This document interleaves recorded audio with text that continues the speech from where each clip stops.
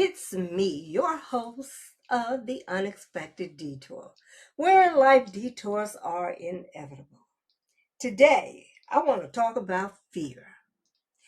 Not just the fear of disease, but the fear of what can happen to humanity when it begins to spread faster than an illness itself. When COVID-19 first hit, I remember I wrote a podcast and the episode was titled When Fear Runs Rampant.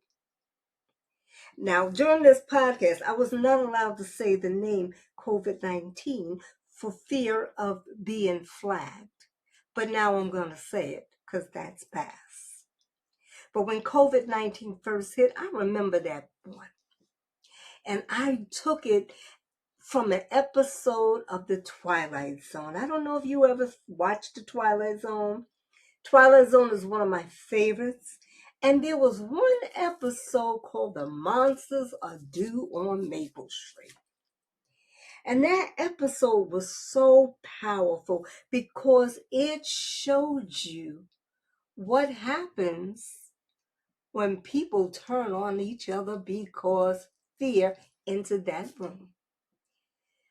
The neighbors who once trusted each other suddenly became suspicious. They became suspicious of each other because of the strange things that were happening. They were happening in their house. One house had lights, the other house didn't have lights, things were flickering. And then everybody started blaming each other for these strange things happening to them. Fear created division, fear created paranoia, fear made people see enemies where there were once community. And what made the episode even more disturbing in the end was at the very end, Rod Sterling, he goes up, you see these aliens. And it's these aliens that are creating all this confusion. They manipulated the neighborhood, turning off the lights, and they created fear. They caused suspicion just to watch how quickly humans beings would destroy one another from within. And after they created that chaos, they politely said they're moving on to the next Maple Street. Perhaps that's your block where fear comes. Huh? You ever think about that? That's a lesson. It wasn't about aliens. It was about how easy it is to create division among frightened people. All it took was uncertainty. All it took was fear. All it took was confusion. Sometimes I wonder if humanity still struggles with that same detour today. It's not aliens that's doing it, but it's the constant forces that manipulate fear, division, distrust, anger, and suspicion amongst us. Because when fear takes over, we stop listening to one another.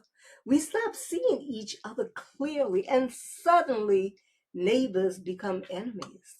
And honestly, that's exactly what I thought about during COVID-19.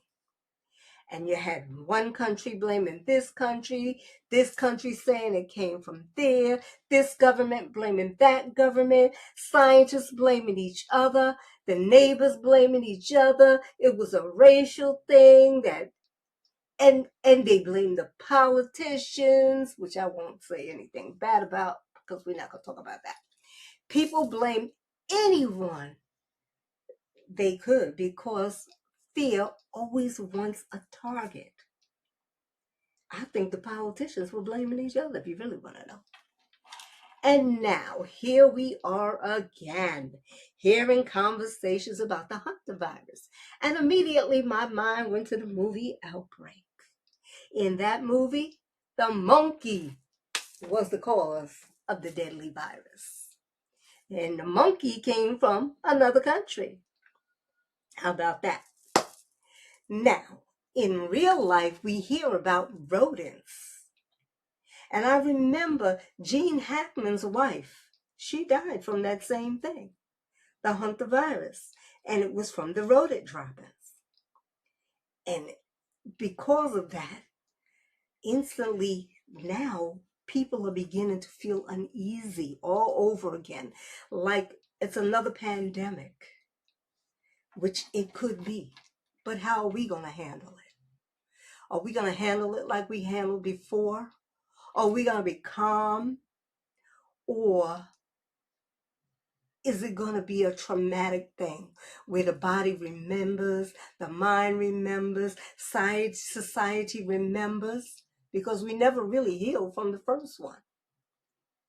We've never really healed from the COVID virus. But what troubles me most is not only the viruses themselves, it's the emotional environment we are now living in.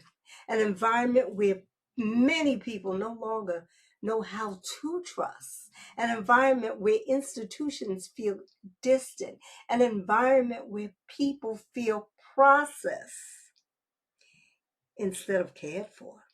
Somewhere along the way, humanity started feeling less human. Now, let me say this clearly. There are healthcare workers, nurses, doctors, caregivers, and scientists who genuinely care and continue to give it their all every single day. And I must say, whatever they find, it seems to be dismissed because nobody wants to hear the truth. If you think that might be why their findings may be dismissed, I think so. And they even sacrifice their own mental, emotional, and physical health during that virus. And here we go again. We're doing it again. And I didn't create this episode to erase the truth, but it also is true that many people walked away from that season carrying disappointment, distrust, grief, and unanswered questions. Until today, people are still asking, where did the COVID virus come from? I kid you not. People are still walking around with masks on when COVID is over, but they're still suspect of other people. If they get a cough, oh, I got to put a mask on. If they get a sneeze, I got to put a mask on. So this is what COVID actually did. This is the fear. It's the fear of catching something that could be a slight cold. We walk around in fear daily. I see it now. Especially now that allergy seasons are on, we never wore a mask when we sneeze, just sneeze in your head, but now everybody's walking around with a mask. And when trust begins to break, fear rushes in to fill those empty spaces, and that's exactly what's going on. Fear changes how people think. Fear changes how people treat one another. Fear makes neighbors suspicious. Fear makes humanity defensive. And sometimes I sit quietly and I think to myself, oh, America the beautiful, what happened to us? When did compassion become secondary? When did humanity become filtered through money, politics, and power? When did we stop seeing people as people? Because statistics represents a life, a mother, a father, a child, a family trying to survive another day. And maybe the biggest detour we're facing right now is not medical. Maybe it's spiritual. Maybe it's emotional. Maybe it's the slow erosion of trust and compassion within humanity itself. But despite all of that, I still believe there is hope. I believe kindness matters. I still believe compassion matters. I still believe God has not abandoned us, even when humanity seems to be struggling itself and some of us have abandoned Him. He hasn't abandoned us.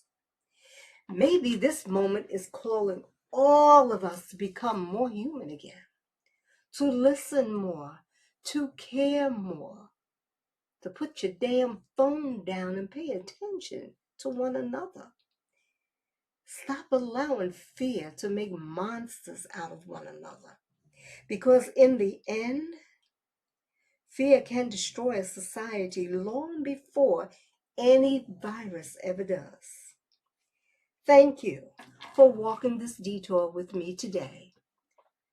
And I will be back on Friday with another episode of the Unexpected Detour.